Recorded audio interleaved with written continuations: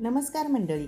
आजच्या खास दिवशी स्वातंत्र्य दिनाच्या निमित्ताने मी केली आहे आपल्या सगळ्यांची आवडती कुरकुरीत आणि रसरशीत जिलेबी.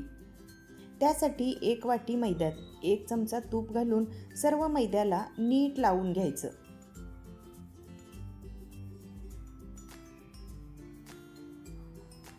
आता यामध्ये हळूहळू पाणी घालत एक छानसर गुठळीरहित मिश्रण तयार करायचं आणि थोडा वेळ बाजूला ठेवायचं.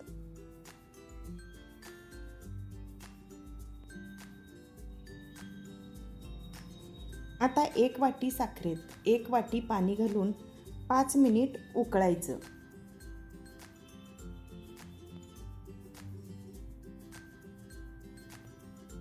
साखर विरघळेपर्यंतच हे उकळायचं आहे. आता साखर विरघळली की त्यामध्ये वेलदोड्याची पावडर घालायची आणि थोडासा केशरी रंग घालायचा, अगदी आपल्या उत्सवाला शोभेल असा. आता हे मिश्रण व्यवस्थित मिक्स करून घेऊया. आता यामध्ये थोडंसं लिंबू पिळायचं. आता हे मिश्रण बाजूला ठेवूया.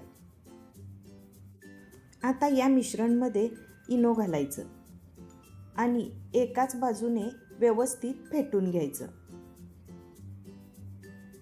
आणि छानसं मिश्रण तयार करायचं. आता यामध्ये थोडंसं फूड कलर घालायचं, म्हणजे आपल्या जिलेबीला अजून रंग छान येतो.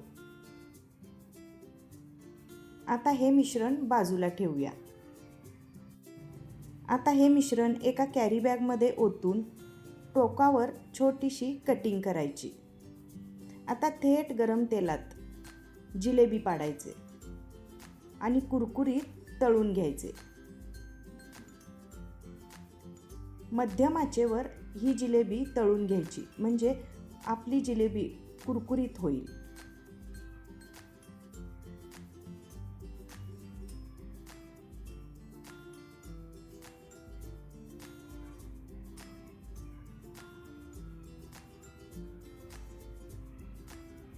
आता हे पहा, आपली कुरकुरीत जिलेबी तयार झाली आहे.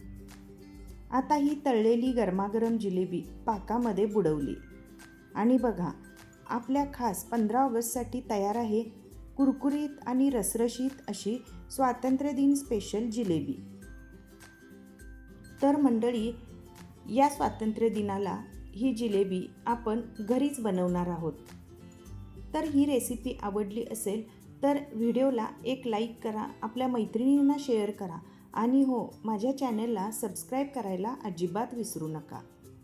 आणि कमेंटमध्ये नक्की सांगा, तुम्ही ह्या जिलेबीला कोणत्या रंगात रंगवणार?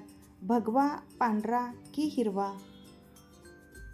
आता परत भेटूया पुढच्या छान रेसिपीमध्ये. तोपर्यंत धन्यवाद.